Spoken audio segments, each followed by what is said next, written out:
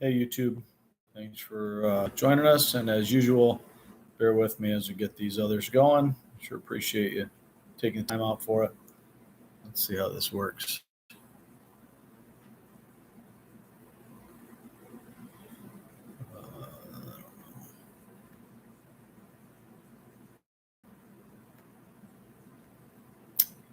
Well, we'll do what we can here. Let's try this. Thanks for your patience. Hey, looks like we've got some live on Facebook too. So, all right, appreciate everybody bearing with me. Get the audio going.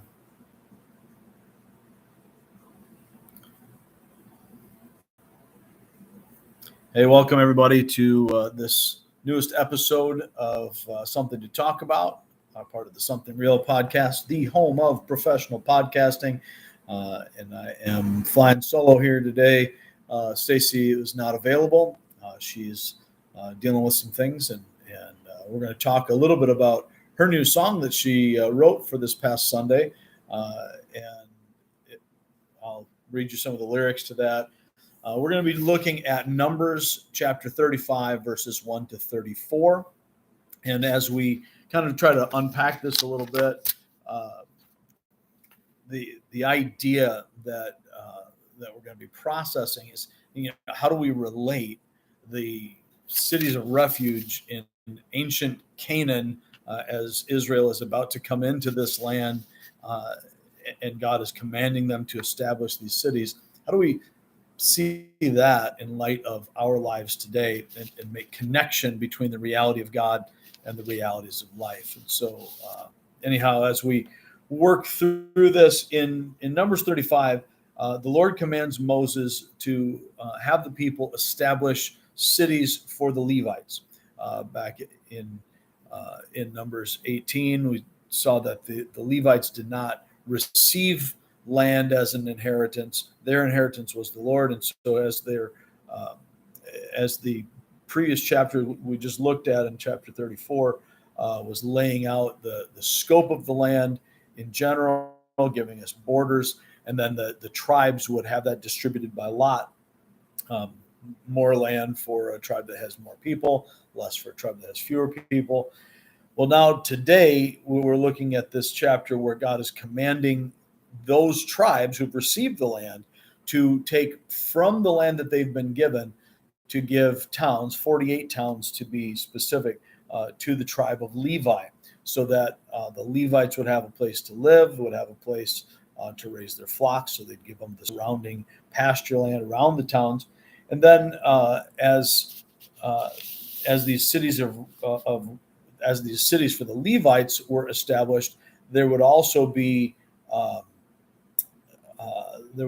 established 6 cities of refuge, and God describes what they would be for and where they would be. 3 of them would be on the east side of the Jordan, where Gad and Reuben and half the tribe of Manasseh have settled in this particular place that's big and vast and open, doesn't have the same towns that you see on the west side of the Jordan, but it's good for raising livestock, and they are suited for that. So as they come across, which they are not doing in the book of Numbers, that we stopped before they crossed the Jordan, but they will be in the book of Joshua going across and taking these lands.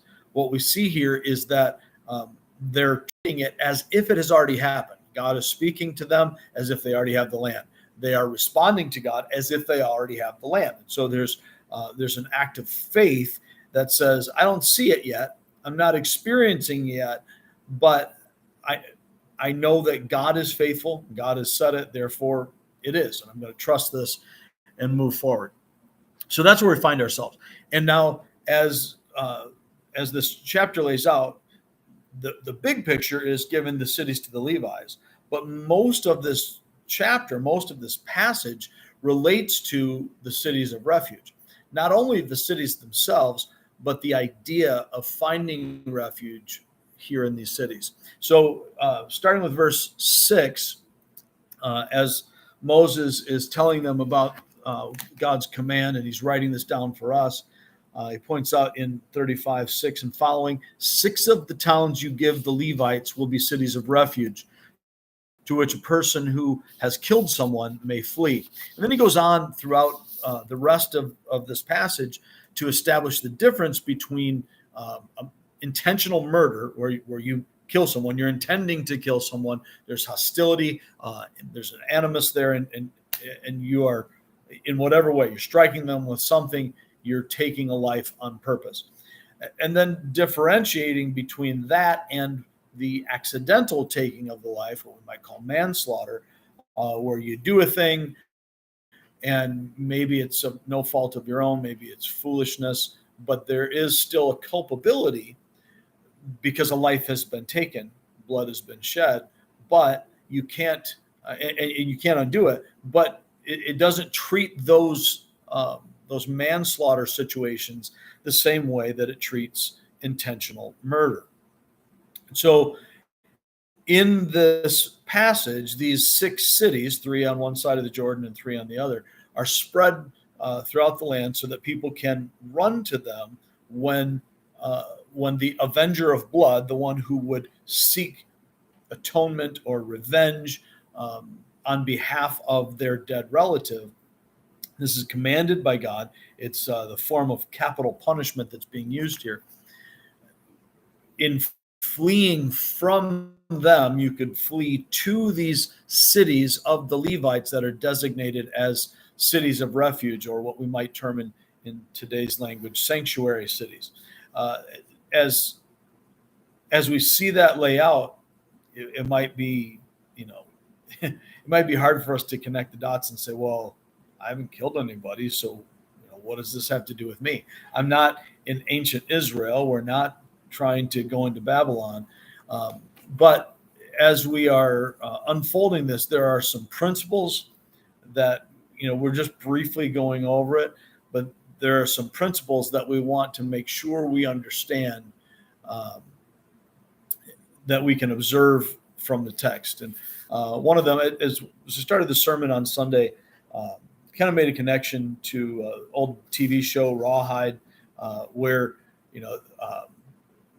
an old cowboy's accidentally killed, and his brothers are hanging around trying to track down the killers, who clearly did it by no malice or intention, and they're going to avenge their brother's blood. And then we kind of skipped ahead to look at the Victor Hugo story of the Hunchback of Notre Dame, and whether you're looking at the Disney version from the 90s and the animated feature, or the 1939 version, the old black and white movie, or the novel itself. And all of these pictures, one of the crucial scenes is when Quasimodo swoops in and rescues Esmeralda, rescues the girl from being executed, and takes her inside the church and cries out, "Sanctuary!" And that's the idea behind this, that within the walls of the church, or here within the walls of the city, there is safety, there's refuge. So the core reality that we saw in the text that kind of binds all of these observations together is that though sin brings wrath, the Lord offers refuge. Though sin brings wrath, the Lord offers refuge. So God commanded the avenger of blood to take the life, this capital punishment, to execute the murderer. And yet, what he's doing here is God is using that natural human anger to enact or accomplish righteous judgment, justice in this situation. He makes it very clear at the end of the chapter. This is verse 33. He says, "Do not pollute the land where you are. Bloodshed pollutes the land. And atonement cannot be made for the land on which blood has been shed, except by the blood of the one who shed it. Do not defile the land where you live and where I dwell, for I, the Lord, dwell among the Israelites." So he, in leading up to that, he says, if anybody who's committed murder, you can't ransom them. You can't buy them out of this. So there's no advantage to being wealthy or anything else. Uh, Bloodshed requires this death penalty. But he also goes on to say, don't accept a ransom for the manslaughter either. While it doesn't require the taking of that person's life, it does require a penalty. There is a culpability, and that person is to remain in the city of refuge until the death of the high priest. So God, for this sin of blood guilt, God demands an accounting. And he does not allow us to take it lightly. This is a pretty major thing that Christians have to believe. We have to understand, particularly in our world. I don't know, particularly in any time, at any place. But the truth of the matter is, we've come as a society to take life pretty lightly again. We've failed to learn the lessons from previous generations and centuries. We've failed to learn the lessons of World War II.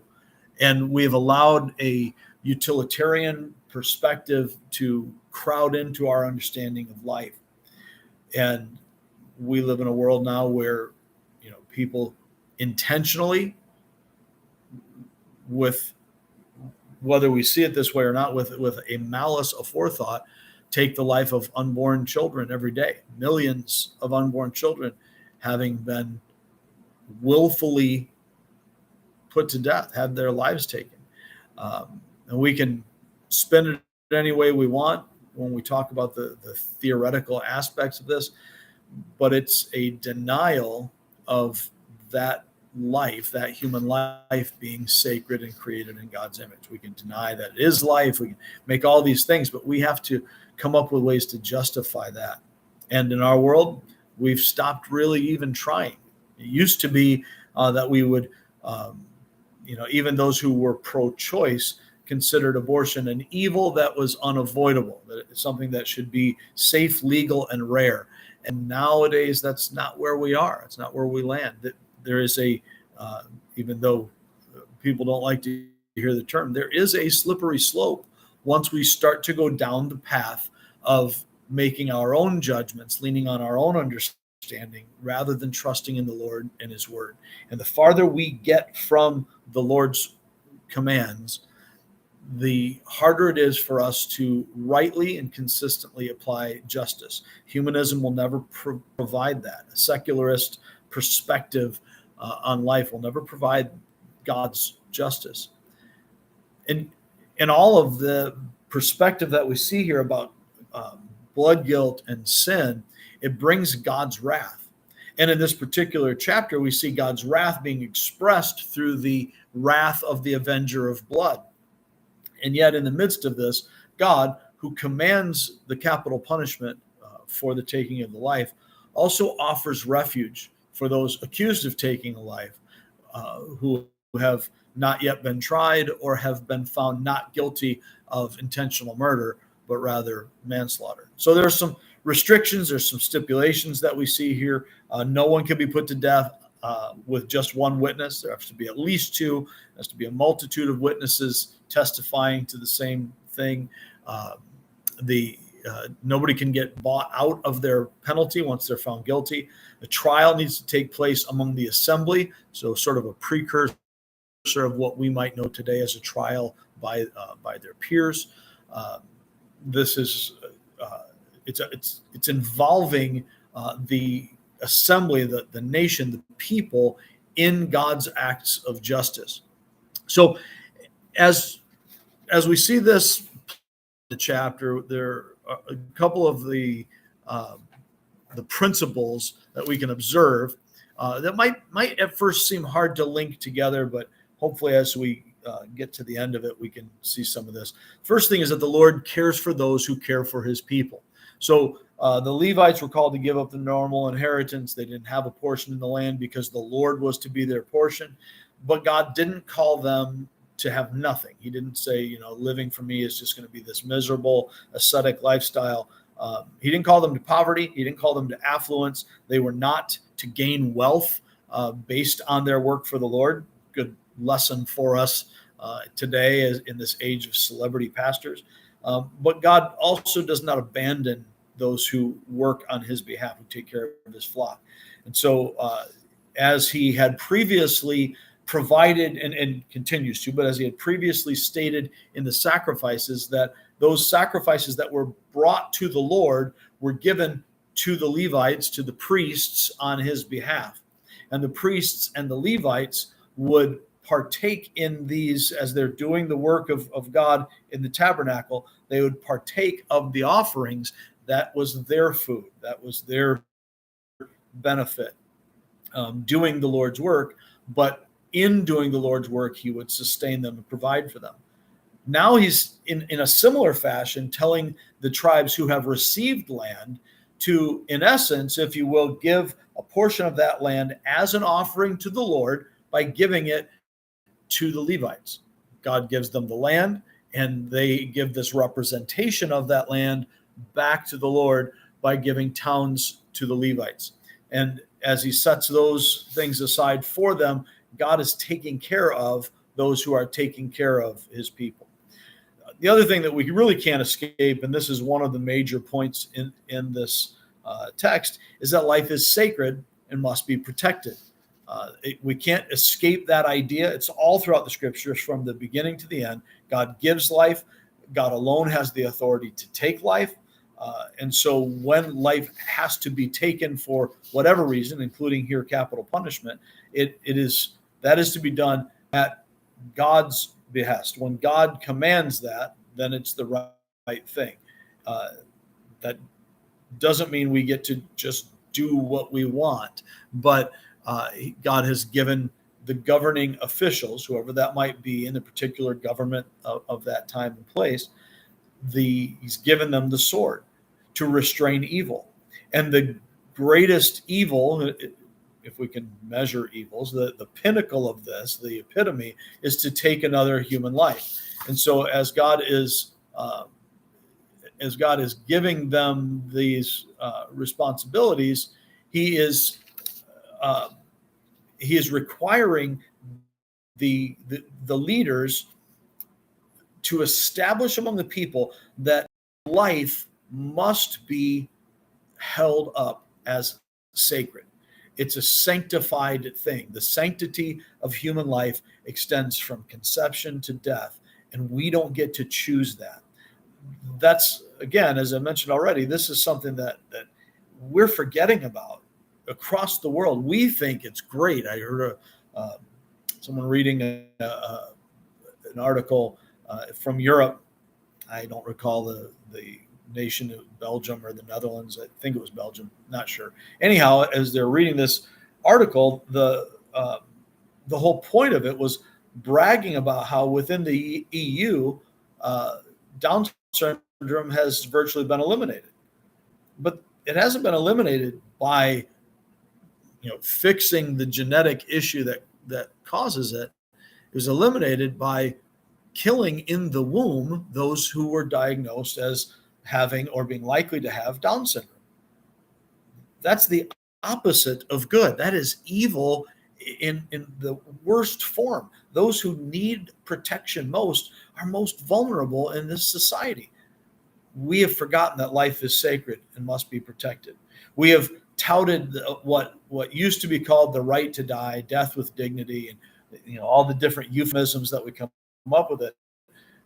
The assisted suicide, the euthanasia principle has become such a big deal in Europe and Canada. It's got a growing support here in the U.S. that we're again looking at life at the end of life rather than at the beginning as something that is ours to decide. But it's not. It's sacred. It belongs to God alone. So we can't get away from this passage driving home that point, that life is sacred and must be protected. But at the same time, we see this next point that justice protects the rights of the accused as well as of the victims. So the rights of the accused and the rights of the victims are both protected here. God commands that the victims be defended, those who have been murdered are to be avenged by the avenger of blood. And that's a command of God, not an allowance. At the same time, God doesn't permit the violence and the vengeance to just run roughshod over society. Instead, it has to be established on the testimony of more than one witness. It has to be in a trial among the assembly. And the cities of refuge are for the protection of those who have been accused of this crime, so that before they are tried, it's the responsibility of the people, of the assembly, to make sure that they get to the city of refuge and are protected from the avenger of blood. In the meantime, waiting for the trial, they have to be protected. But also after the trial, if they are found not guilty of intentional murder, but rather of an accidental manslaying, they are to be granted safe conduct and protected by the assembly until they reach the city of refuge. So God establishes a true justice that protects both the rights of the accused and also the rights of the victims at the same time. And the fact that they are to remain in these cities of refuge until the death of the high priest, even if they are found, particularly if they are found guilty of manslaughter. If they're found guilty of murder, then they are to be executed. But those who are found guilty of manslaughter, not with the blood guilt of intentional murder, their life is forfeit, they're still required to remain in the city of refuge until the death of the high priest. If they leave before that, then they're fair game for the avenger of blood to take their life, and it's not a sin. They're not guilty of murder and killing that manslayer who has left the city of refuge. So even though it's not a capital crime, they have to remain essentially in exile until that death of the high priest. So the death of the high priest then is, in a sense, the removal of that blood guilt. It completes their sentence, and they are free to go at that point. If they leave before that, then they have to pay that blood guilt with their own life. So there is a culpability even when it's unintentional. And we see that in our lives today in so many different ways. Our choices have consequences. There's no way for us to avoid that reality. My choices determine my destiny. And so the sins that I commit unintentionally still bear consequences no matter what. Whether it's through foolishness or neglect, through no fault of my own, when I do something wrong, even if I don't realize I'm doing it or I don't know that it's wrong, there is still a consequence. And very often those are natural consequences that we can't avoid. The person who has a large millstone dropped on them accidentally, they didn't have any reason that they wanted to be killed by this millstone. They didn't get a choice in that, but they're still dead. The one who dropped it may not have intended to do it, but they still bear a culpability in that. And there is a consequence to our unintentional sins. And the last thing that we see is perhaps it feels more obscure. I don't think it is.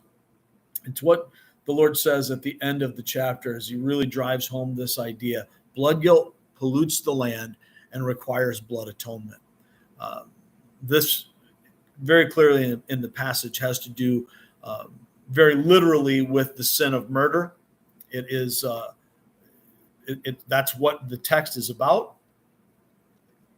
It's a big deal, right? It was a big deal in the rampant violence of the Canaanite nations before them, and God is driving them out because of it.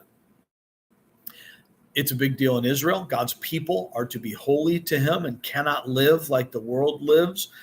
And so God's people must have a view of life as sacred and protecting it. Therefore, blood guilt in the land pollutes the land. That land represents their relationship with God, and it's defiled when there is blood guilt there. Now, Spurgeon made the leap from the literal killing to what he called the killing of God's law. law. And I think that's fitting. I think that's appropriate for us to understand that, from the very beginning in the book of Genesis, the Lord told Adam way back in the garden that if you sin, you die. Sin brings death. We see Paul saying in Romans 6:23, the wages of sin is death. There is no way around that. Because of that, we know that without the shedding of blood, there's no remission of sins. That's the picture we have throughout the Old Testament sacrifices. And most specifically, we see this carried out for us in Christ dying on our behalf. And really, that's the type that we see here. This is not allegory. These things are very real historical events. And it's necessary for Israel to receive this at this time. We'll talk a little bit more as we wrap up next week in the book of Numbers about that idea. But this picture of Christ in these cities of refuge is where those who have guilt get to flee, to find sanctuary from the avenger of blood. And the avenger of blood here in this type is not the devil. It's not our earthly enemies. The avenger of blood in the passage is commanded to do this by God. So there's a representation here of God's law. We are pursued because of our sin of killing God's law. We are pursued by God's law, by the avenger of blood. The righteous judge will bring sentence upon us. But he has provided for us a place to flee, a place to go to find refuge. And the picture here is of those who are not guilty of murder. The picture in Christ is much greater. This is God's only Son. While we were yet sinners, Christ died for us. And this picture is for those who are guilty, not for the innocent to flee to, but for the guilty to flee to. For anyone who will turn to him, will turn from their wretchedness, from their sinfulness, and say, Lord, I got no place to stand. I'm gonna run to you. I'm gonna flee to you, and I need to be saved. That's what Jesus does for us. He steps in front of the avenger of blood, and he takes our place. He receives that death penalty for us so that the penalty of our sin is already paid. Now, one of the beautiful things about belonging to Christ that we're told in the book of Romans is this idea. How could we possibly think that if God was willing to give his Son for us, his Son, his only begotten Son, his beloved, to give him up for us all while we were still sinners, while we were still objects of wrath, rightly deserving wrath. God is angry with the wicked every day, and his wrath is rightly going to fall on every one of us. We've established throughout this journey in Numbers that we don't escape God's wrath. Your sin will find you out, and there's a price, and the price is death. But Jesus comes in and takes all of that death for us. All of God's wrath falls on him, so that by faith in him and faith alone in him alone, God, by his grace alone, reaches in and says, this penalty has been paid. This one is clean. This one is mine. If he did that for us while we were still his enemies, how could we possibly think that anything we face now, whatever it is, would be something that God would not be using for us? He's not going to give up his Son for us and then not bless us in the midst of it. Stacey wrote a song last week specifically for this sermon called "Run to You," and the last verse of it kind of reminds me of what she's dealing with right now as she's unavailable to be with us. The last verse says, "I'm facing uphill battles and I've seen better days, and you still hold out your hand and smile and say, 'You have little faith.' And I cry out, I cry out, and I know you hear my voice. My own strength is failing, Lord, and you're my only choice. The chorus says, I run to you. Don't ever let me go. I fall, and we do, don't we? We fall. I fall into you. Hold me above the water. Jesus, keep me close. That sentiment, I think, sums up what we're looking at, that though sin brings wrath, we live in a world of sin and wrath. God offers refuge for those who will flee to him.